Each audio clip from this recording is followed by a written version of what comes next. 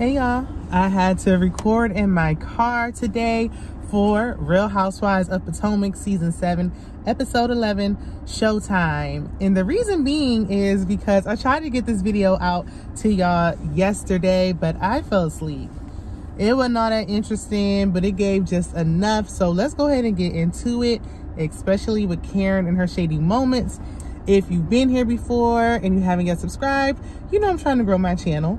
And if you're new here, please don't hesitate to like the video and subscribe. Tell a friend to tell a friend so I can grow my channel. Okay, so we start off with Karen visiting Giselle's home.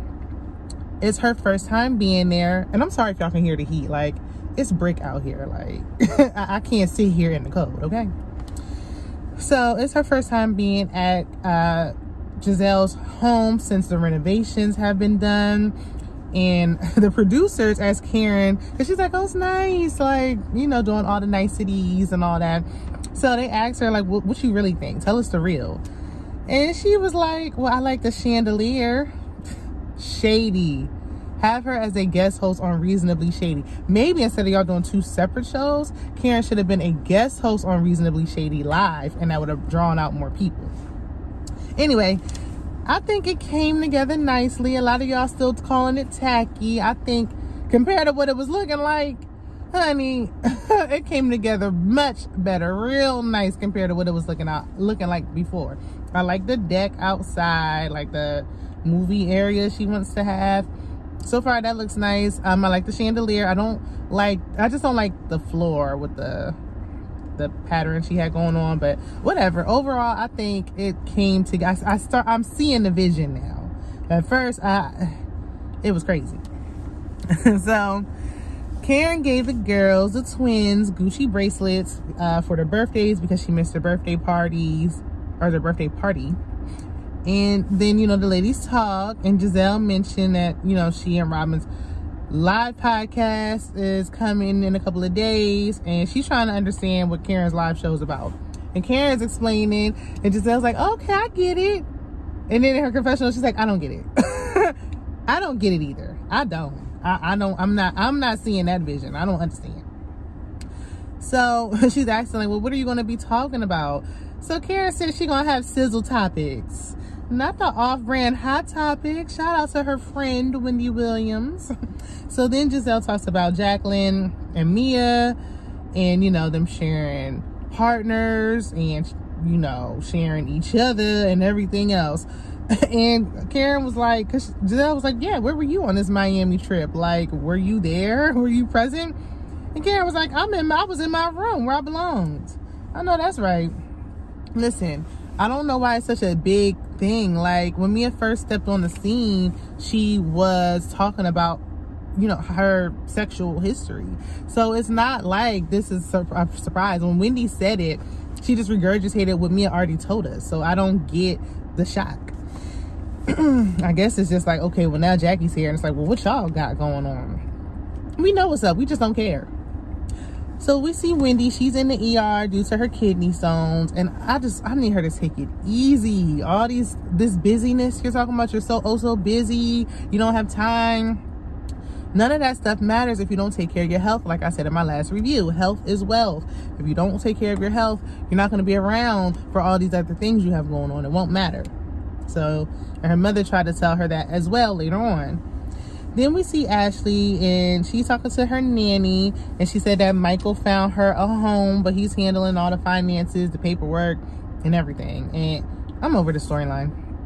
When it first dropped, like when they put it out in the media that she was separated, and everybody was like, yes, she is. Ashley knew what she was doing. We know Ashley got a new man now, so yeah, they might really be separated, but this storyline, it didn't give what it was supposed to give. It didn't. It did not. You let him handle the finances because you don't know how to do it. You don't know how to function. You better learn. You better figure it out for you and them boys. So today's the day of the Reasonably Shady live show. The Green Eyed Bandits are concerned about the venue looking empty because they didn't sell enough tickets. It's like a venue that's at like 400, and they probably sold like 100 tickets. So I don't know why they got a venue space that was so big, like like not for the first time. if y'all got a smaller venue and it's sold out and you're like, oh, well, it's selling out, like we need more space, do 2 shows.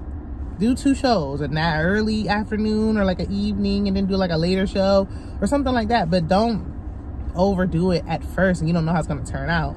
Especially when Robin said that they put up money, $10,000. They didn't have any sponsors, no seed money, no nothing. It's a straight pocket. So they sitting down after, you know, doing a little walkthrough, and Giselle mentions Robin's non-existent wedding that's never going to happen, and is feeling away because she's not invited to the wedding. You ain't invited because Robin don't want to get married. Like, can y'all stop? I am exhausted. I don't want to hear about it anymore. I don't care. I wish Robin would just be like, you know what? We're not getting married right now. Stop asking. Then people would just stop asking. So Giselle was like, in her confessional, she's like, they got engaged, what, 3-4 years ago? And still no wedding. And the producers show when he proposed, it was 2 years ago. And then it's like, okay, we're seeing a montage of wedding. Everybody asking Robin about these wedding plans. It's like, no wedding, no plans. It's not a priority. It's not on our list. Giving a bunch of excuses. Listen, I was engaged for over a year too. If you don't get, like, I'm not saying as soon as you get the ring on your finger, because as soon as you get engaged and you're like, he proposed, people that same day will be like, when's the wedding? Like, let me come down from the high I just got from him proposing, okay? But if after the first like year or 2, if you don't at least have a date, I don't see it happening. Let me know. If y'all was long-term forever fiancés and you finally got married, let me know in the comments. I'm just saying it ain't happened for me. So if you're not intentional, you just giving me a ring just to give me a promise ring, I don't want it. Don't even give it. So Candace is recording her video with Trina, and the budget has grown. When she had her own budget, it was $10K. We see now the record label's paying for it. Y'all should be. I'm signed to a record label for a reason. And now the budget is $25K. And I just love how grateful Candace is. She's still thanking Trina. Like, Trina's like, okay, like, you thanked me a million times. It's fine. Like, I got paid. It's cool. But she's so humble, so grateful, so appreciative. So, you know, I like to see that her vision, everything she spoke about what she wanted to do, is coming to fruition. So Robin talks to Juan about how difficult it is to plan the wedding day, and this is like, oh, we just don't have no time. Oh, so busy doing what? Like, outside of this show and those hats, what are you busy doing? You're not checking your son's homework or nothing. So what else are you so busy with exactly? It don't take but a second. I mean, like, if y'all just want to elope, like, just go to the court. I don't understand. Just go to the courthouse and get it over with. Run off to Vegas and make a trip out of it. Like, I don't understand why it's so much to elope. Like, I don't understand. So he told her, like, look, it's up to you. I don't care. Seems real nonchalant and just as uninterested about it as she is. He's tired of the storyline, just like we are, y'all. So she mentions the prenup and the infidelity clause. And he's like, we've been together since we've been in each other's lives since I was 16. Like, you know, you don't have to worry about that. Every time she mentions him cheating in the past or, you know, being with another woman, he, like, shuts down. Like, he don't want to talk about it. He tries to, like, overtalk her and shut her up. He don't want that being mentioned. She don't want to remarry this man. But I think if they do get remarried, I think to have this prenup to protect all of her assets and not give him anything when she's the one that lost all of the money is crazy. And I'm all for the women, like, standing up for the women and all that, like, but at the end of the day, it's a partnership. Y'all been together this whole time. You wouldn't be on the show if you were never with him and married to him in the first place. He has been your storyline. Without that, you literally don't have anything else going on.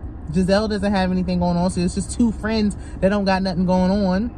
He's your storyline. This engagement's y'all storyline. Y'all being broke and you losing all the money was your storyline. You've been riding off of his coattails. You lost all of his money. So I think it is actually unfair to even be talking about this prenup. Like, and it pains me to say it, but girl, it's the audacity. You had a prenup that was ineffective because you lost all the money.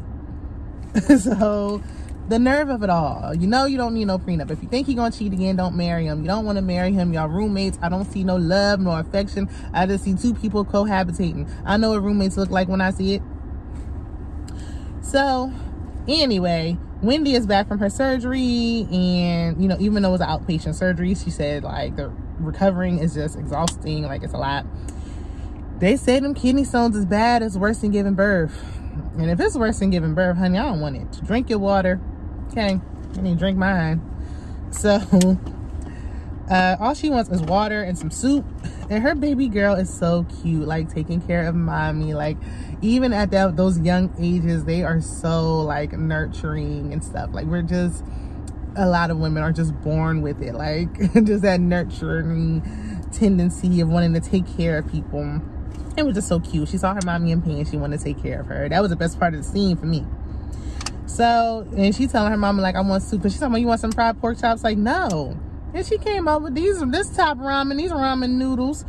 Like, I wanted soup, but okay, I'll take the pack of noodles. Okay.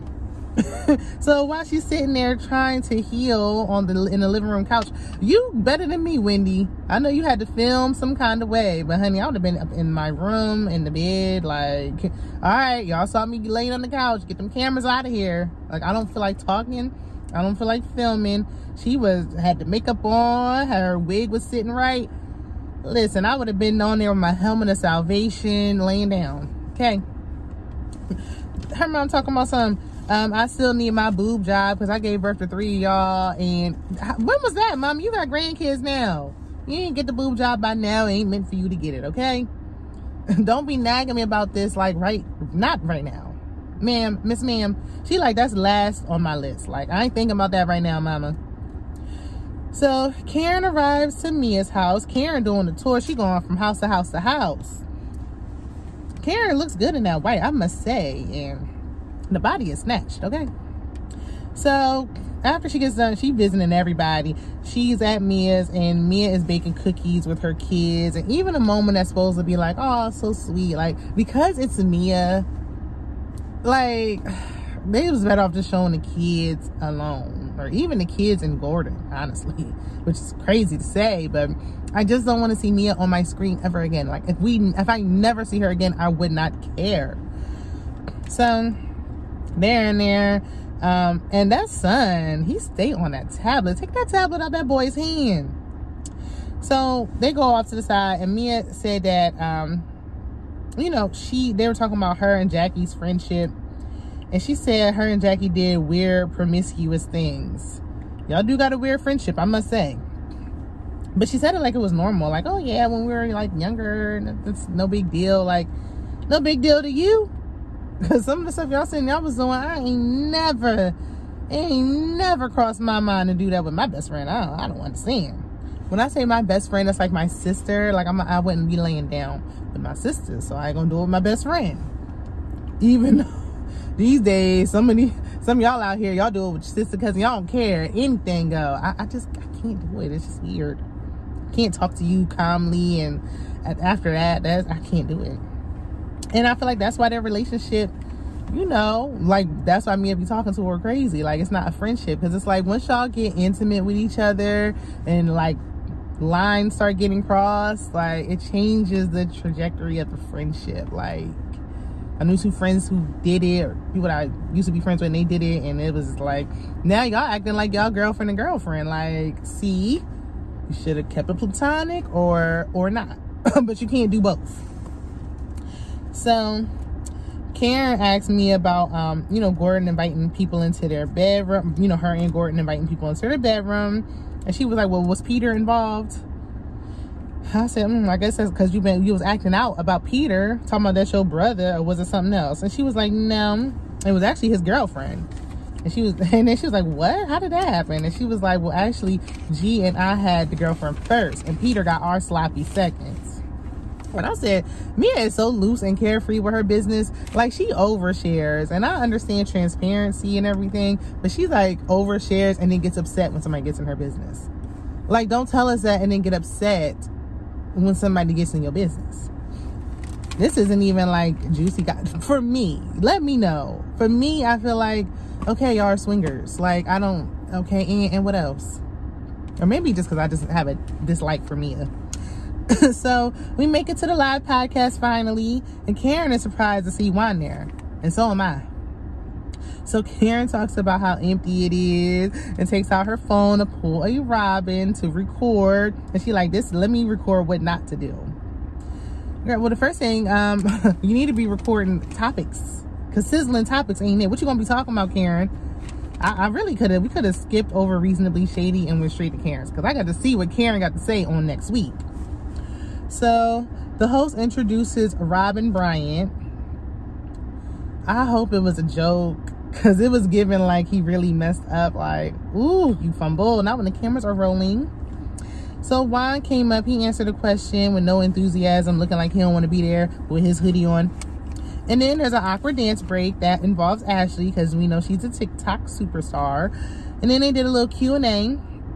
And the first question, I guess, asked, or I guess one of the questions was, when's Robin's wedding? Robin brushed past that so fast. She glazed right over that. Find somebody else. Get somebody else to answer it, because nope. Nope. Because the guess was like, I was going to ask Juan, but I guess I'll ask Robin. Either way, you ain't going to get no answer, honey. We all, see, that's because you got everybody involved in this shenanigans. Like, I felt like it was just a little storyline to, like, hold us off. And now it got, like, way out of control. Like, I feel like he proposed just to keep it going. But they know what's up. Like, it's fine. Y'all was married before. So, I mean, y'all been shacking. It works better when y'all just shacking. So, just shack. Just shack. My mama would not be in agreement with that statement. But there's no point in marrying somebody that you don't want to marry. So after that, it ends, and I see Sharice sitting there looking like she going through the change. And Sharice going through menopause. Why she sitting there sweating and looking so tired and hot? I forgot she was even a friend of, honestly. Like, we could bring a scholar back for all this. I mean, Sharice ain't really adding anything. So then Mia said, she's like, I bought my ticket, I paid for it. And Giselle was like, why? Like, you didn't have, like, you're a part of the cast. And after what we heard about the joint not jointing no more with you and G, you should have kept them funds in your pocket. Trying to keep up with the Joneses, honey. So Giselle confronts Jackie about her and Mia's friendship and asks if Mia or Gordon bought Jackie a Porsche. Who cares? Okay, let me stop saying that. But okay. But really though, who cares? Mia jokes that she's like, Gordon don't got no money. Everybody thinking it's Gordon. He don't got no money. She might be on to something. Might be a little truth to that little joke. But you thought he had money when you got with him, I guarantee. So I said, okay. And then Mia, I have to give Mia this though. I have to give Mia this, because this you're on point with. She said Giselle isn't everyone else's business because she don't got any business of her own. She don't. She didn't have to dig too deep to get in your business though, because you gave it to her. So they're going back and forth, and she's talking about, oh no, well, the car is in Jackie's name, and that don't mean you didn't buy it. And if you bought it, you could have been like, yeah, that's my friend. Like, I wanted to, do something nice for her or whatever. Like, they made it really awkward. Like, Giselle's asking Jackie questions. She, like, asking Mia. Mia, we know she like to lie. The whole thing is just a mess. And it's like, we getting, because Giselle was like, okay, well, I'm going to put that in my back pocket. I'm going to keep that in my memory bank. For what? For what? Like, the audience ain't feeling Mia. We don't care what her and Jackie got going on. We really don't. So, after Giselle gave up on trying to get to the bottom of it, she said she going to revisit it. And, Giselle, we know what's up. We know what's up between them. We know what's going on. We know that they, have done more than what Mia is trying to claim she's done. Because she's talking about earlier, when she's talking to Karen, she's like, I was studying to be a gynecologist. And I was, like, looking up in Jackie's private parts with a flashlight. Girl, this is what I'm talking about. Like, this is what I'm talking about. Like, I think she's just saying stuff for shock value, just to, anything to stay on the show by any means. You don't got to do all this. It's Potomac. You don't got to even do all this to stay on here. But it is what it is. Let me know what y'all think in the comments about the episode. I'm more interested in next week's episode. This is a bit of a filler, but let's chat about it anyway. Don't hesitate to like, comment, share, and subscribe. Check out my other content, and I will see you in the next one.